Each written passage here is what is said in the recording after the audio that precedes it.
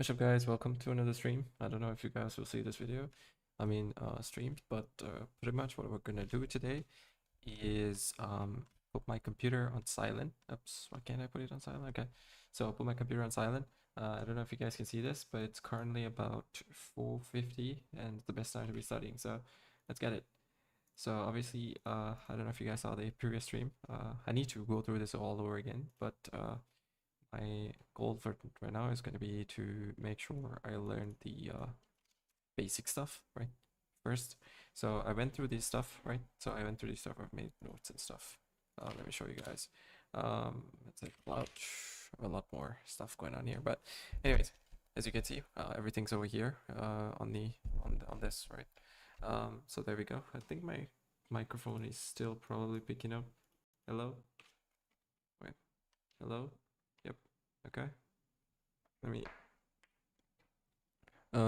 okay. So yeah. Okay. So okay. So now nah. Okay. So what I'm gonna do. Hello? Hello? Okay. Okay, so now my microphone's obviously picking up. So what we're gonna do is we're going to go through this whole thing, serverless, right? Which is the goal for right now. Okay, so let's start. Okay, so let's start with queues, right? Simple queues. It's obviously you know what queues are. So you add it to the queue, and then you sort of pick from the queue, process it from the queue, delete from the queue. Add it to the queue, pick from the queue, process from the queue, and then delete from the queue. Add, process, pick from the queue, process it, and then delete from the queue. And then yeah, so add, process, pick, and delete. So let's make a note of this. Cloud. Sorry, what's this? Add, process, pick, delete. Okay. Sorry, add, pick, process, delete. Okay. Add, pick, process, delete. Okay. You add to the queue, pick from the queue, process from the queue, delete from the queue.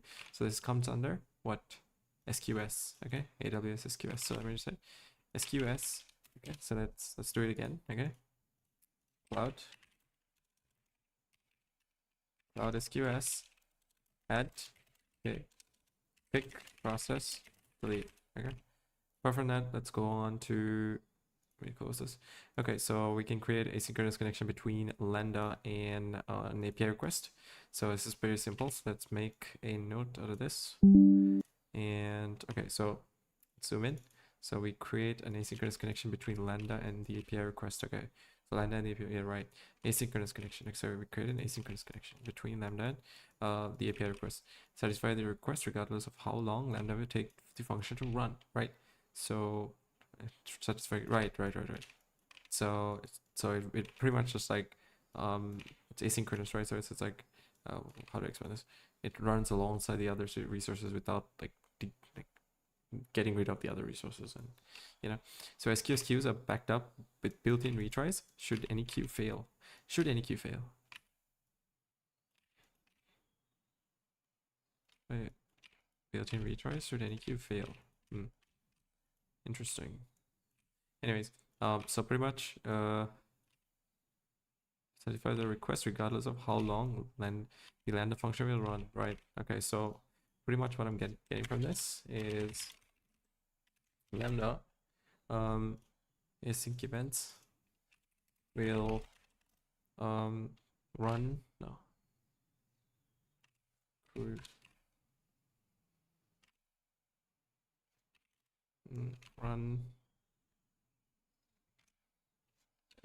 interact with Lambda through an API regardless of how long it's okay, and between Lambda and the API request, right? Between the Lambda and the API request. Async events will between the API request and Lambda, and will satisfy the request regardless of how long it takes. So how long, regardless of how long it takes, it will satisfy the API request. And it, you know, the asynchronous is obviously like these, you know, satisfying it. So like whether when other things are running, it runs simultaneously and therefore doesn't, you know, interrupt the whole application's processes as well, which is why asynchronous is better. So creates asynchronous connection between Lambda and the API request, right? This is very right. SQS queues are backed up with built-in retries. So SQS queues, oops.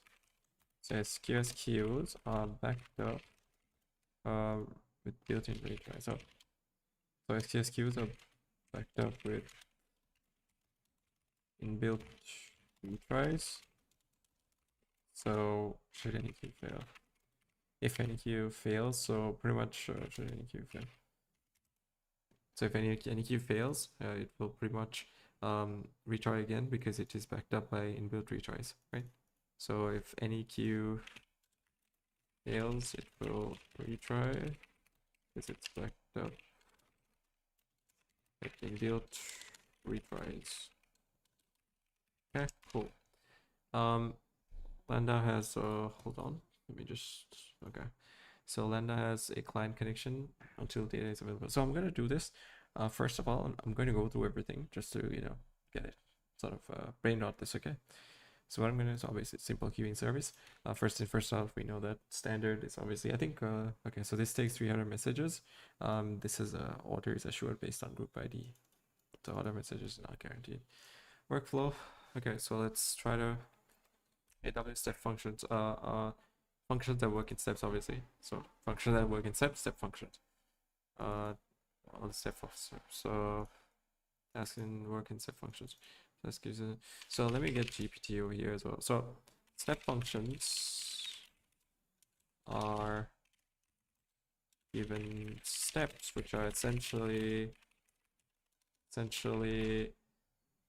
tasks in AWS. Yes. Yeah, okay. So cloud, sorry. Step functions are steps, which are tasks. With cloud step functions are steps, which are tasks.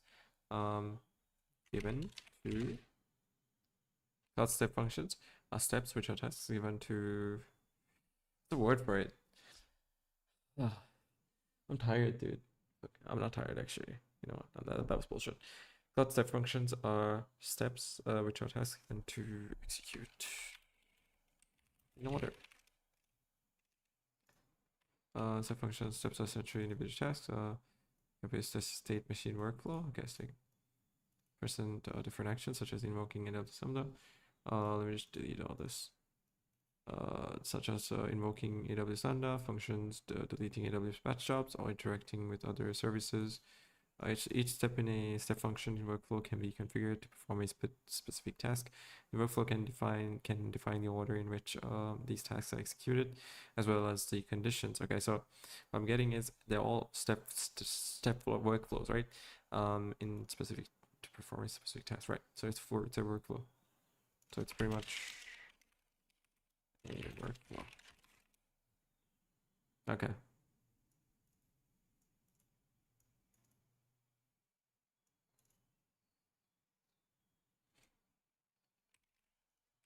So cloud step functions can orchestrate, right? So it manages state, and so basically step functions manage state and operate and what's it? Make sure the workflow is executed. Workflow tasks are executed. Amazing. Let's move on to the next one. So patterns for communicating status updates. There are several approaches for communicating status updates with the client. Client polling, webhooks with the right.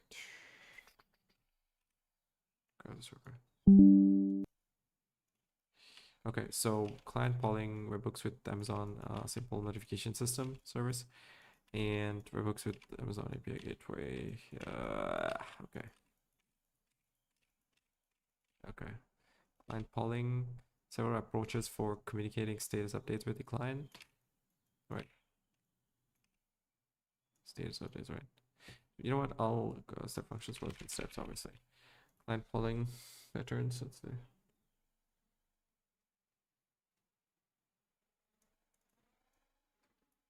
Right, okay, so client polling is the process of obtaining status updates on a long running task, isn't it? Transaction. It allows the client to use message ID to determine if the process is finished or not. Okay. Right. Allows the client to use message ID to determine if the process is finished or not.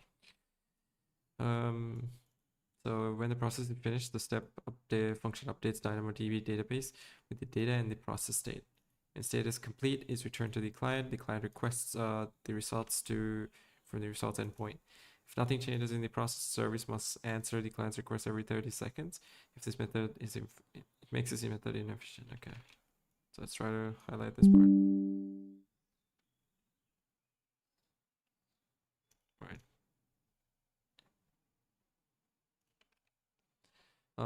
Process finished. Step function updates the DynamoDB database with the data and the process state.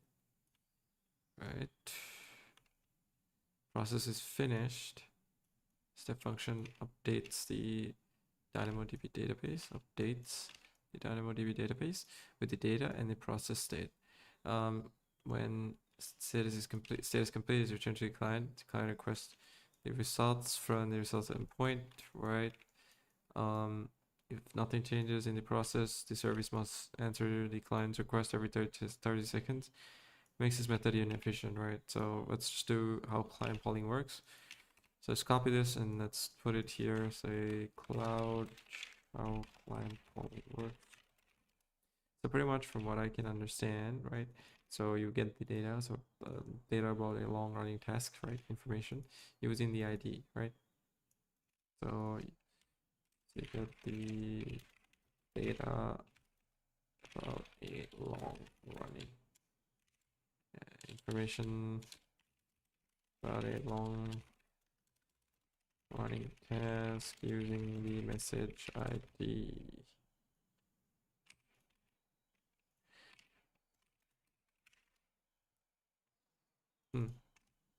That's all I need to know. Cool. So synchronous flow is replaced easily. Creates an additional latency. It's unnecessary work. Creates a higher cost. Interesting. So, so it just pretty much synchronous flow is replaced. Let me just get rid of this. So many distractions.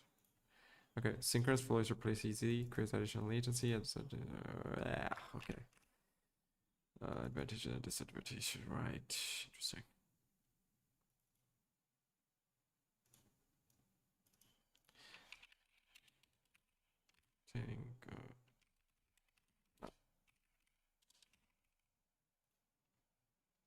What's its status? Oh yeah.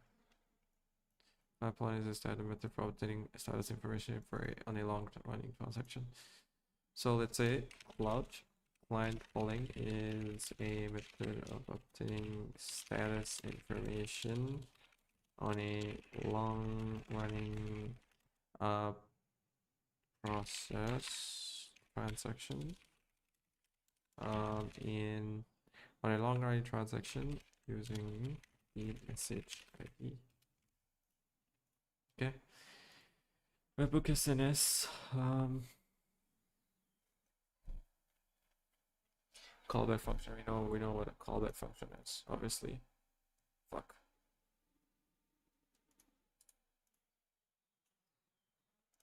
They were fine. We know what a callback function is. Obviously. Trustworthy client is a secure connection between.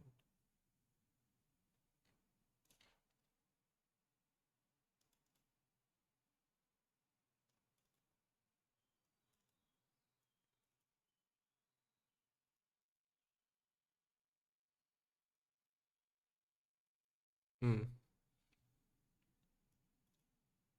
The user defines a callback function. The function that passes an argument to another function. Trustworthy and untrusted, right? Okay, let me just chill for a bit. Okay, in this chill period, what I'm gonna do is I'm going to webhook patterns as trustworthy and untrustworthy. It's untrustworthy clients. What clients? Untrusted. Untrusted client. Right. Mm.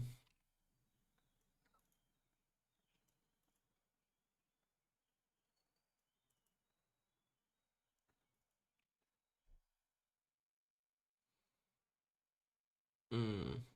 Okay. So what I'm gonna do is I'm gonna skim through all this. How it works. WebSockets WebSockets pattern with the API gateway.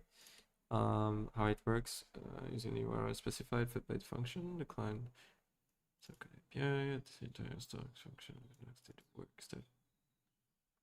Right. API gateway, right.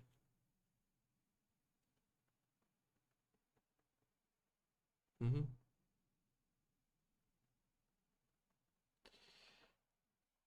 Right.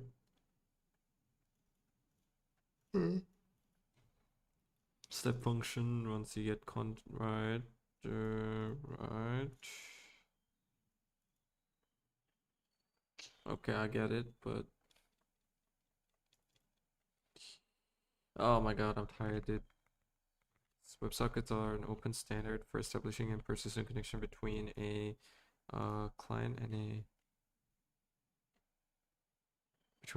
backend server, right? Open standard for establishing persistent. So let's type this out. Cloud WebSockets are a persistent way of connecting a establishing a connection between the client and the backend server, isn't it? Yeah, there we go. Open standard. Standard, right? For establishing a connection between client and the backend server, right? Okay, interesting. I think what I need right now is energy. That's what it is. Mm, right, right.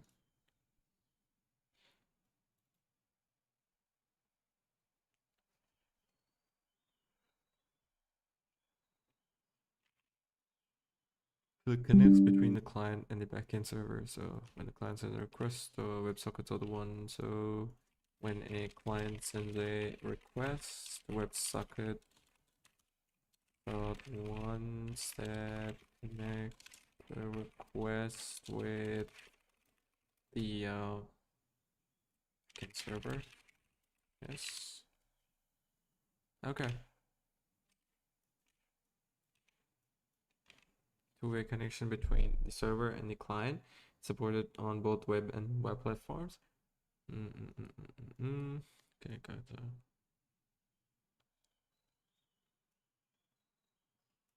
Let me just delete these. Don't mind all this, by the way, guys. Just stuff on the side.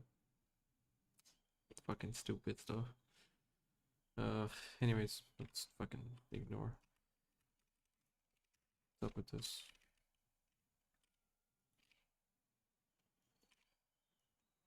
Hmm.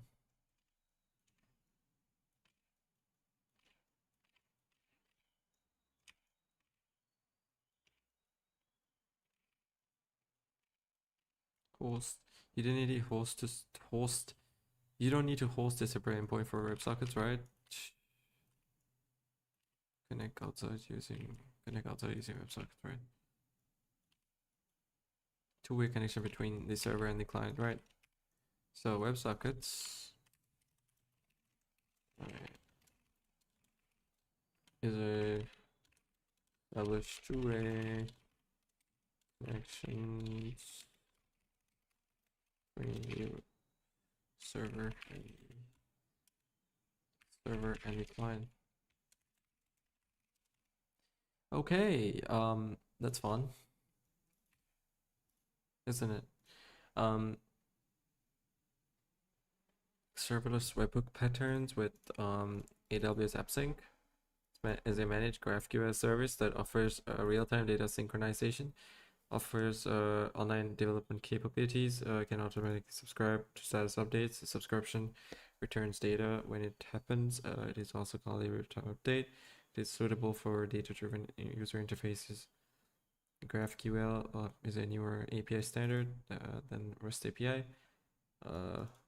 Right. Some fields, GraphQL is considered a best practice, right? Right, I mean, I'm aware of GraphQL on servers. Um, Managed GraphQL service that offers real-time data synchronization and also offers offline development capabilities that can automatically subscribe to status updates, subscription returns. Right. Mm-mm-mm.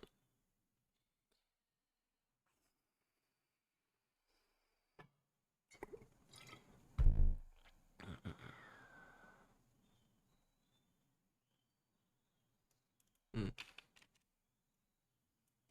Let's do it quiet. Let's see.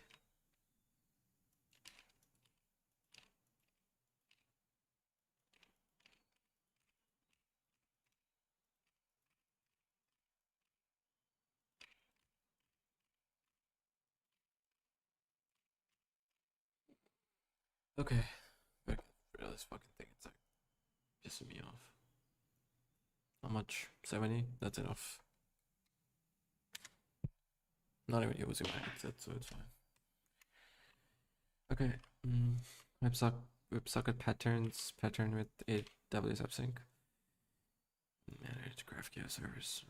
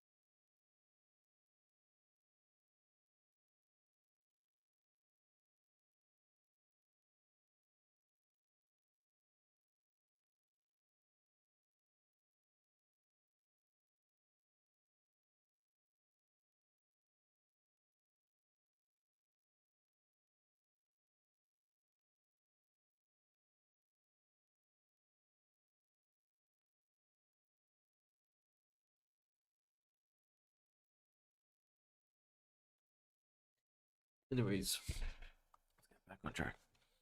It's a managed GraphQL service that offers real-time data synchronization.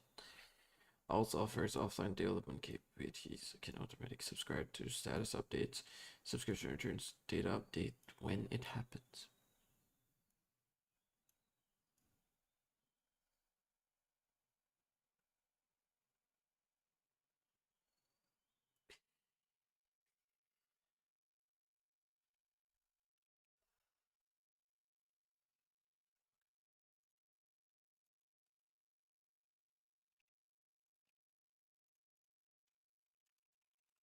breathing problem for some reason.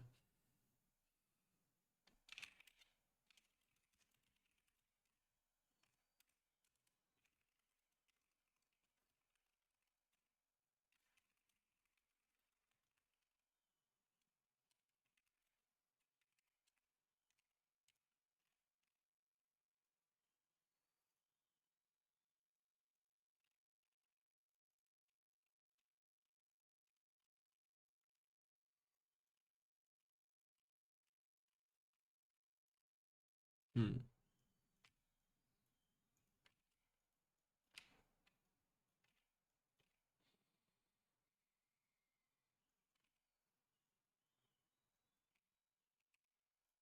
Right.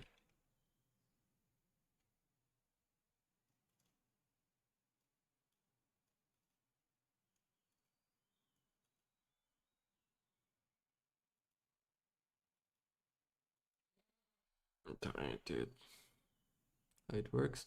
The client sets up a subscription for data updates. The data is then submitted via AppSync service. Data changes, the client receives the update via the subscription.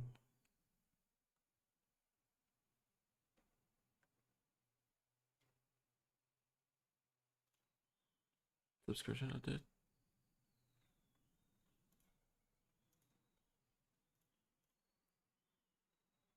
Real time update. Yeah.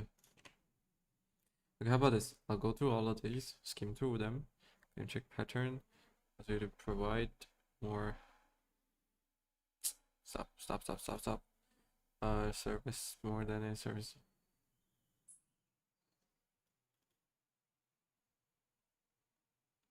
That's not by utilizing pre-signed URLs from Amazon S3. Pre-signed URL is an URL that has access to some objects. Pre-signed URL will use the AWS credentials of the user who created it. The client uses the URL to update the object. And yeah, so this is annoying. As fuck's sake, dude.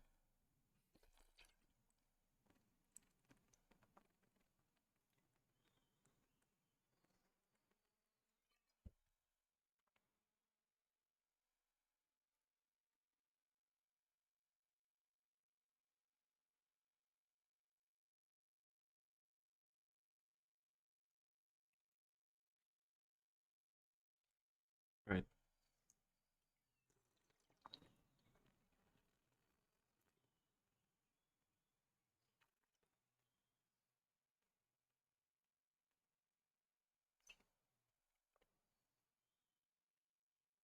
That includes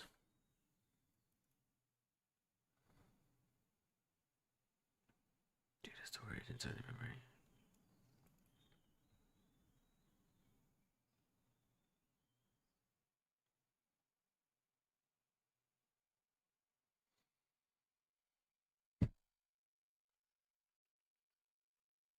Man. Yeah.